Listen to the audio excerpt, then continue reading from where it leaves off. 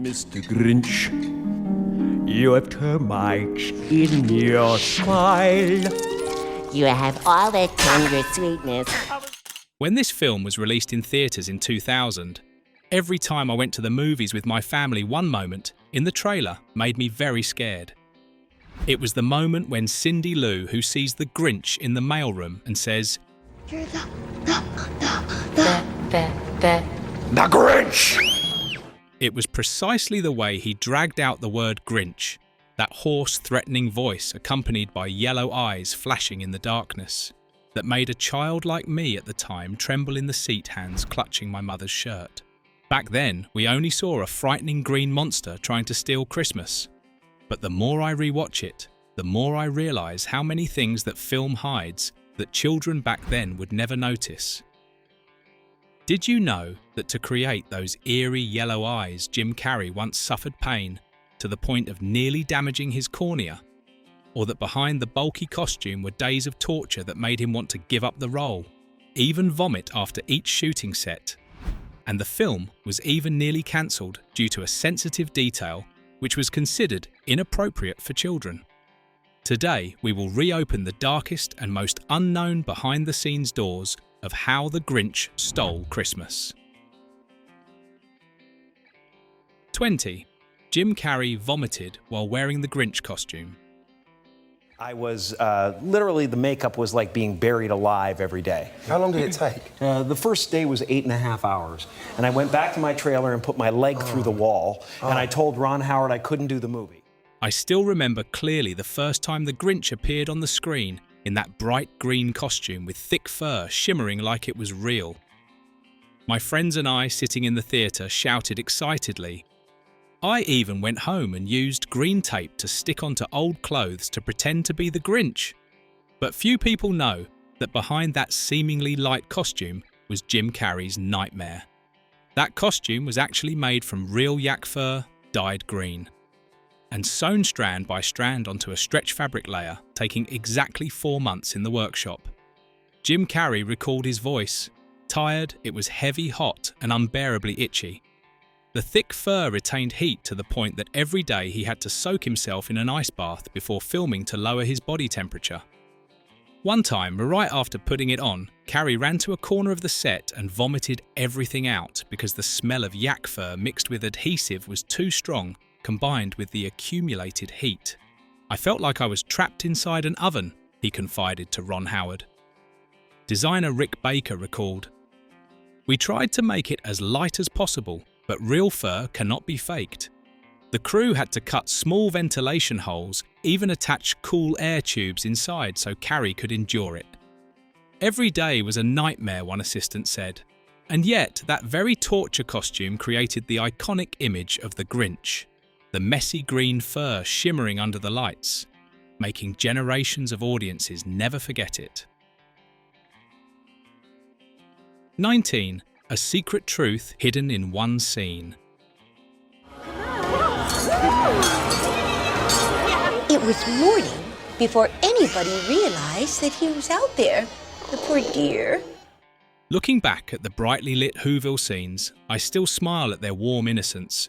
But there is one small detail in the scene where Cindy Lou, who wanders through the Christmas party that many adults only realised years later, and laughed at the filmmaker's clever mischief. In the background on the adults' banquet table, there is a large plate holding many car keys scattered around. This is a reference to Key Parties, a spouse-swapping game popular in some adult circles in America in the 1960s-70s. Screenwriters Jeffrey Price and Peter S. Seaman secretly inserted this detail without telling anyone, including Ron Howard. We just wanted to add a bit of humour specifically for adults, Price later said in a rare interview. No child noticed, and even the censors overlooked it because the detail was so small, hidden among hundreds of props. It was only after the film's DVD release, when older viewers began slowing it down, that it started spreading online. Howard laughed awkwardly when asked, I didn't know until now. Watching it again today, that detail feels like a discreet smile shared among the experienced. The film not only tells a children's story, but also winks at us, the grown-ups, that Christmas sometimes has a bit of adult mischief hidden inside. 18. Jim Carrey's painful makeup process. And I went back to my trailer and put my leg through the wall, and I told Ron Howard I couldn't do the movie. If you think wearing the Grinch costume was already the most haunting thing for Jim Carrey, then learning about his makeup process will astonish many people even more. We often see the Grinch appear with wrinkled green skin, fierce yellow eyes, and a sinister, crooked smile. But behind that were 8.5 continuous hours of makeup that nearly drove Jim insane. The first time he sat in the makeup chair from early morning until late at night. Silicone layers glued onto his face, neck, arms, each wrinkle meticulously painted. I felt like I was trapped inside a skin that wasn't mine. Carrey recalled his voice full of helplessness, to the point that he angrily punched a hole through the wall of his private trailer. It felt like being buried alive, he told Graham Norton about that experience on Norton's talk show in 2015. I told Ron Howard that I couldn't do this film. Howard's producing partner, Brian Grazer, came up with a solution, hiring a specialist who trained CIA agents to endure torture. Grazer immediately hired a CIA specialist who taught Carrey pain redirecting techniques, pinching his thigh hard until it bruised, asking assistants to lightly slap his face repeatedly to get used to the feeling of being tortured, even lying in an ice bath for hours to get accustomed to the heat of the costume. Imagine pain as an object. Push it away, turn it into something else, he instructed. Carrey tried it immediately, closing his eyes, taking deep breaths, then hitting his own leg while muttering the Grinch's lines. Sounds crazy, but it saved me from truly going insane. Carrey later told Ron Howard his voice hoarse from exhaustion. One assistant who witnessed it recalled, some days he sat there slapping himself dozens of times, eyes red and watery, but still curling his lips into a grin to practice expressions. 17. The film's setting has a direct connection to a horror movie. You may not know this, but the brightly coloured Whoville setting in How the Grinch Stole Christmas has a direct connection to a classic horror film, Alfred Hitchcock's Psycho. Ron Howard transformed a backstage area of Universal Studios in Los Angeles into a bizarre winter land with crooked houses and thick falling artificial snow. What is interesting is that the entire Whoville set was built right behind the famous Bates Motel, an immortal symbol from Psycho 1960, where Norman Bates once sent chills down audiences' spines. Tour guides at Universal Studios to this day still tell a funny story during filming. Breaks Jim Carrey once wore the full Grinch costume, held a fake knife, and suddenly ran out from behind the motel to scare tourists on the studio tram tour. People screamed because they thought Norman Bates had come back to life, a former employee recalled, with a laugh. But because of the thick green fur and complete makeup, no one realised it was Carrey joking around.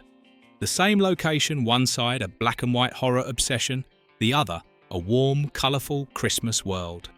That contrast makes Universal Studios even more mysterious, and Carrey's prank story is still told again and again as one of the most amusing behind-the-scenes memories. 16. Max the Dog Star with 6 stand-ins.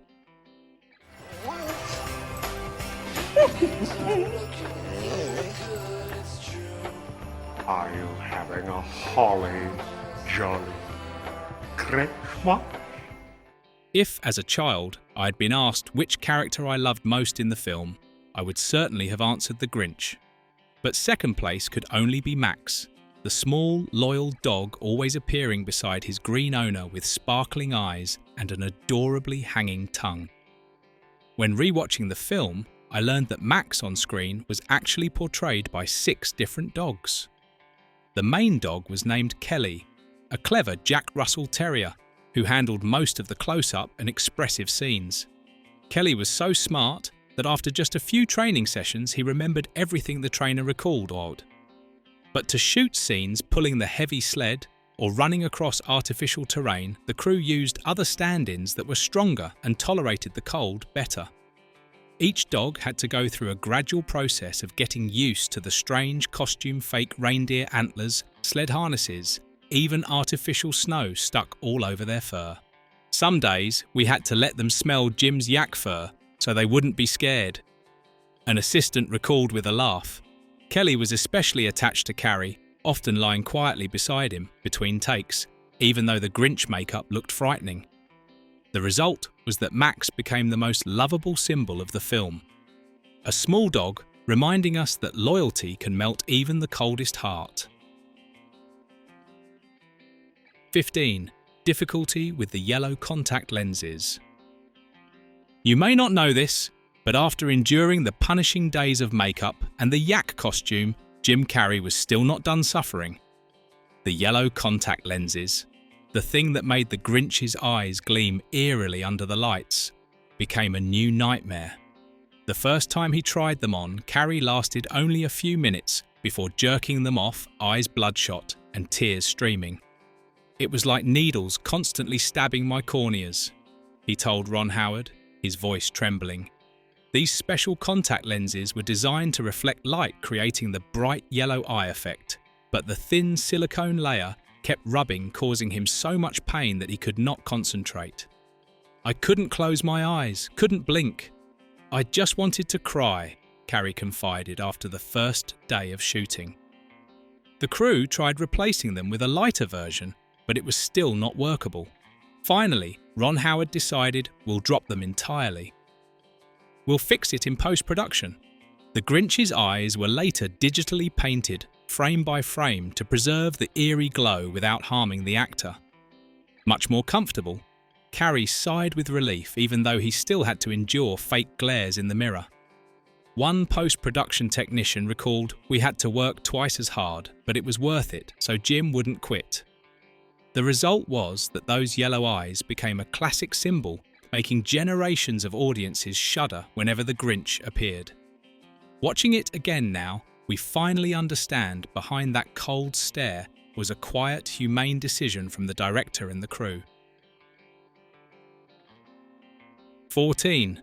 A makeup specialist wanted to quit because Carrey was too hot-tempered. As a loyal fan of Jim Carrey since childhood, I was always excited whenever I saw him on TV and always collected all kinds of articles about him. To me, back then, Carrey was the model of a gentlemanly, gentle and kind man. But few people knew that behind that exterior was a fiery personality that spared no one. Makeup specialist Kazuhiro Tsuji told Vulture that Carrey often vented his anger on the crew, slowing down production. When filming started, he treated everyone very badly, Tsuji recalled, mentally exhausted. Tsuji met with the producer and asked for a week off. Ron Howard later called him Jim, promised he would change, please come back. Tsuji returned and things gradually improved. Later on, Tsuji won 2 Oscars for Darkest Hour and Bombshell, while Rick Baker and Gail Ryan received the Academy Award for Best Makeup precisely for Grinch. Watching it again, now we finally understand behind those brilliant expressions was a very real Jim Carrey. Hot-tempered because of pain, but responsible enough to change. That very authenticity contributed to making the film a Christmas classic. 13. Harsh conditions to grant filmmaking rights. You may not know this, but before the cameras started rolling, the journey of making How the Grinch Stole Christmas encountered its biggest obstacle from the very holder of the rights, Mrs. Audrey Geisel, the widow of the late author Dr. Seuss. She set strict conditions to sell the rights $5 million paid upfront, 4% of global box office revenue, and especially 50% of merchandise profits, a huge figure at the time. "I don't want Ted's legacy to be destroyed," she said bluntly to producer Brian Grazer. Beyond money, she also required that only directors and actors with major proven success be chosen, not accepting risks with newcomers. Grazer recalled, "We had to convince her that Ron Howard and Jim Carrey were the safest choices. After many tense meetings, she finally agreed, but still closely supervised the script and designs." One crew member said Mrs. Audrey would appear on set unexpectedly, checking every small detail to make sure it matched the spirit of Dr. Seuss. She did not hesitate to remove any comedic bit she considered too adult or that risked distorting Seuss's innocent spirit. Producer Brian Grazer recalled Mrs. Audrey called and said directly, "This won't do. Ted wouldn't like it." Some darkly humorous ideas and sensitive jokes that screenwriters Jeffrey Price and Peter S. Seaman initially included were completely crossed out after several rounds of tense meetings. The result was that the film not only preserved the soul of the original work, but also became a Christmas phenomenon. 12. The Who actors also suffered because of makeup.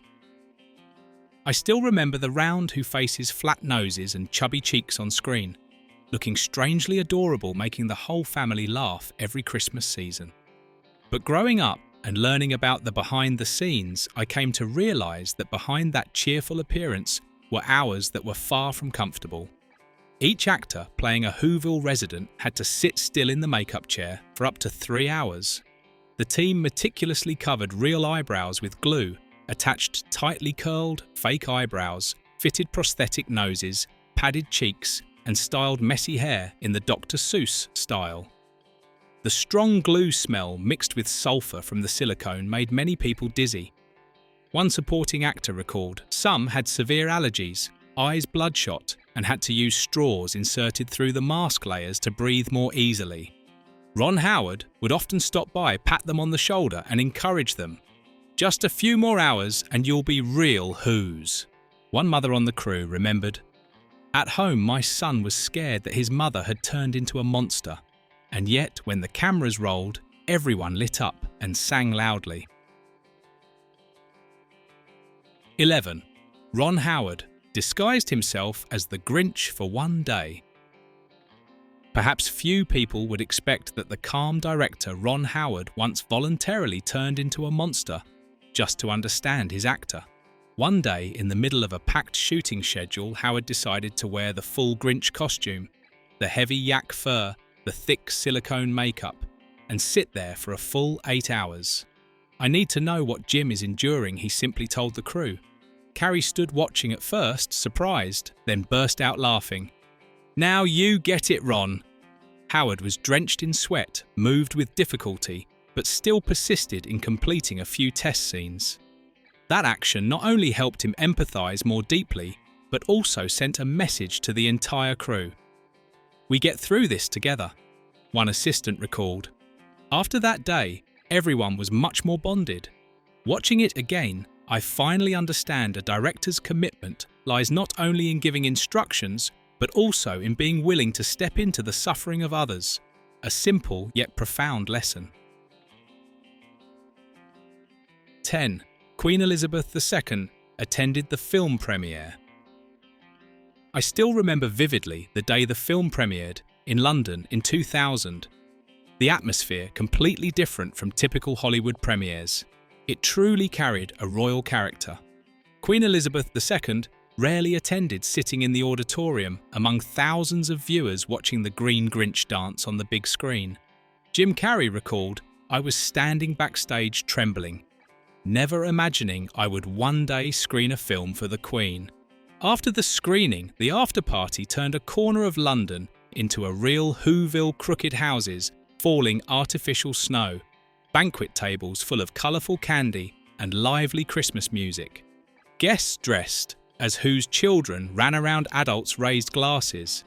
Everything felt like stepping out of a Dr. Seuss book. One guest remembered, "It felt like the whole city stopped to celebrate Christmas early. It was a rare moment where cinema royalty and festive joy intersected, leaving smiles for an entire generation that has since grown up." 9. The explanation for Cindy Lou Who's nose. Every time I re-watch the film, I pause on the close-up of Cindy Lou Who's face and wonder why her small, delicate nose is so different from the large, round red noses of the other Whoville residents. The answer lies in a dry Hollywood regulation and a charming creative solution. Taylor Momsen was only 6 years old at the time, not old enough under child labour laws to wear heavy prosthetic noses and endure long hours of glue like adults. The crew could not force her, so they decided to leave her natural nose as it was. But how to explain it in the uniform Who world? The screenwriters added a subtle line of dialogue: a Who's nose grows larger with age. That was the best way to turn a limitation into a character trait, Ron Howard recalled. The result exceeded expectations. That very difference made Cindy Lou feel more relatable and adorable, like a real child within a cartoon world. Momsen later remembered, "I was glad I didn't have to wear that heavy fake nose." 8. The Legend of the Glass Bottles in the Grinch's Lair. The scene of the Grinch sitting in his dark cave crunching shattered glass bottles always made me shiver as a child. The sharp cracking sounds, the glittering shards under the firelight. But growing up, I learned it was just a very smart and safe special effects trick. Those bottles were actually made from sugar glass. Candy glass melted from sugar and corn syrup poured into moulds, then cooled. They shattered easily like real glass, produced a sharp sound, but completely dissolved in the mouth and posed no danger. The special effects team had to make hundreds of them, so Carrey could freely eat them across many takes. Tastes like candy, but too much gets tiring. Carrey joked with the crew after a long scene. Rick Baker, the effects supervisor, said, "We tested many formulas so the bottles would break nicely and not stick to Jim's teeth. The result was so convincing that many adult viewers still believe the Grinch ate real glass."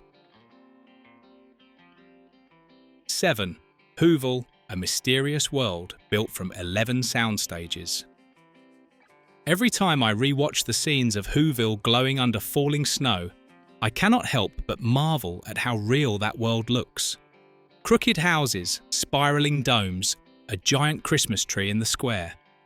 As a child, I thought it was movie magic, but growing up, I learned it was all built with sweat and astonishing meticulousness at Universal Studios. The crew occupied 11 massive sound stages, transforming them into a complete Whoville. Production designer Bo Welch and his team carefully studied every line of Dr. Seuss's illustrations, enlarging them to real-world scale while preserving their lovable strangeness, contrasting bright colours, curving lines that followed no conventional architectural rules. We wanted audiences to feel like they had stepped into the pages of the book, Welch recalled. Hundreds of carpenters, painters and sculptors worked day and night to create leaning houses, twisted chimneys, and even a continuously falling artificial snow system. Whoville was not just a setting, but a living character, reminding us that the most beautiful worlds are often built from the smallest details and limitless imagination. 6. It was heavily criticised by critics. On the day the film was released, November 17, 2000, the promotional atmosphere was overwhelming everywhere. Green-tinted trailers flooded television, Grinch posters with crooked grins covered the streets, and Jim Carrey appeared on talk shows with a mischievous smile. We, the older audience, eagerly awaited a grand Christmas feast from Hollywood. But when the first reviews were published, the mood suddenly cooled. Critics were not very enthusiastic. To this day, Rotten Tomatoes remains at 49%, a disappointing rotten score for a family blockbuster. The New York Times wrote sharply, "The film stuffs in so many bizarre devices, special effects, glitter and slime that watching it feels like being stuck in traffic at a Toys R Us during the Christmas shopping season." Roger Ebert, the famous critic, gave it only 2 out of 4 stars and commented, "I think many children will watch this film with confusion and discomfort." He was wrong. The real audience, families flocking to theatres, children laughing uncontrollably at the Grinch's antics, adults relaxing after a long year, turned the film into a box office phenomenon with over $261 million domestically. That revenue does not lie. This was the Christmas gift the public truly wanted to receive. 5. a small detail about Martha May and her relationship with the Grinch. Among the charming female characters of Whoville Martha May, Whovia has always caught my attention not only because of Christine Baranski's beauty, but because of a small detail in her hair. So subtle that you have to look closely to notice it. Costume designer Rita Ryak cleverly styled Martha's hair with tiny heart-shaped curls. And if you look closely, you will see that they look exactly like the misshapen heart shapes that the Grinch used to scribble as a child. It is a gentle hint that the old feelings between the two never truly ended. We wanted to tell a love story through wordless details Ryak shared. That detail adds emotional depth. Martha is not just the beauty opposing the Grinch, but the only person who still holds a trace of memory of the green monster from long ago. 4. Mariah Carey and Where Are You Christmas? Every Christmas season, when the melody of Where Are You? Christmas plays from an old radio, I'm reminded of a small but regretful behind-the-scenes story involving diva Mariah Carey. Originally, Mariah herself, together with James Horner and Will Jennings, composed this song specifically for the film. She recorded a beautiful demo with soaring vocals full of emotion that touched listeners' hearts. However, due to contract conflicts with Columbia Records at that time, Mariah was at the peak of her career. She was not allowed to officially release it under her own name for Universal's soundtrack. It's such a pity, because Mariah's version was very special, James Horner once shared. Instead, Faith Hill was invited to record the official version, a safe choice with a warm and approachable voice that suited the spirit of a family film. Faith Hill's version became a major hit, appearing on Christmas charts for many years. As for Mariah's demo, although never officially released, it quietly spread among hardcore fans and became a small legend within the music-loving community. Many older people like us still seek out that bootleg version, feeling a different lingering sadness. 3. Ron Howard and family cameos in the film. Into the crowded Whoville scenes, if you slow it down and look closely, you will spot a few familiar faces peeking out from the crowd. None other than members of director Ron Howard's family. Ron Howard did not only sit behind the camera, but also personally dressed up as a startled Who resident in the scene where the Grinch causes chaos in the town square. He laughed as he said, "I wanted to feel the atmosphere from the other side of the lens." His brother, Clint Howard, a familiar actor with red hair and a distinctive smile, played Hubris, the loyal assistant to Mayor Augustus May Who. Clint appears quite often, always bustling around beside Jeffrey Tambor. Meanwhile, his eldest daughter, Bryce Dallas Howard, who was only 19 at the time, had a small cameo, a surprised Who girl standing in the crowd during the final singing scene. That was Dad's way of pulling the whole family into the world of Whoville. Bryce later recalled warmly. The Howard family has long had a tradition of cameo appearances in each other's films, from the days of Happy Days to now. 2. Creating records. At the end of 2000, when the millennium had just passed and the Christmas atmosphere filled the air everywhere, How the Grinch Stole Christmas unexpectedly arrived in theatres and created a true sensation that few had anticipated. In its opening week alone, the film grossed over $55 million, the biggest opening ever at the time for a live-action holiday film, surpassing even Toy Story 2. It held the #1 spot at the North American box office for 4 consecutive weeks, despite competition from Cast Away and What Women Want. Its final domestic total reached $260 million, and worldwide it exceeded $345 million. Enormous figures for that era. Jim Carrey was at the peak of his career then, and the Green Grinch turned him into Hollywood's king of Christmas. The press called it a holiday phenomenon. Theatres packed with families, children dressed as Whos, adults lining up early to buy tickets. One older audience member recalled, "My whole family went to see it twice because the atmosphere in the theatre was so joyful."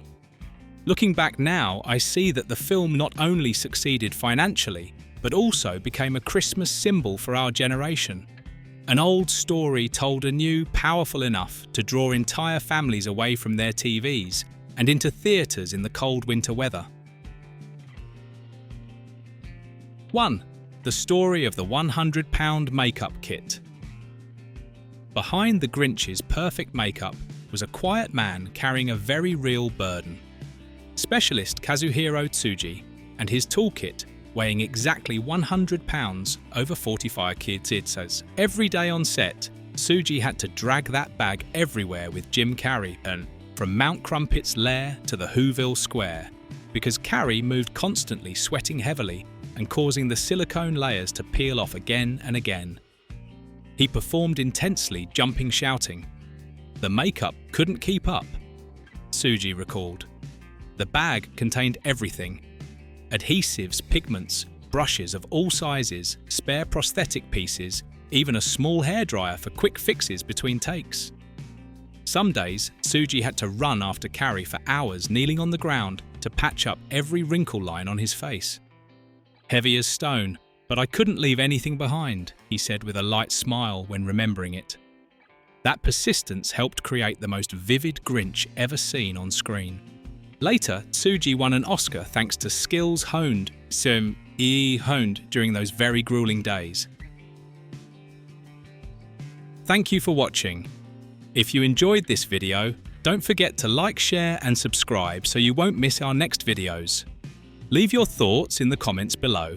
I'd love to hear from you. See you in the next video.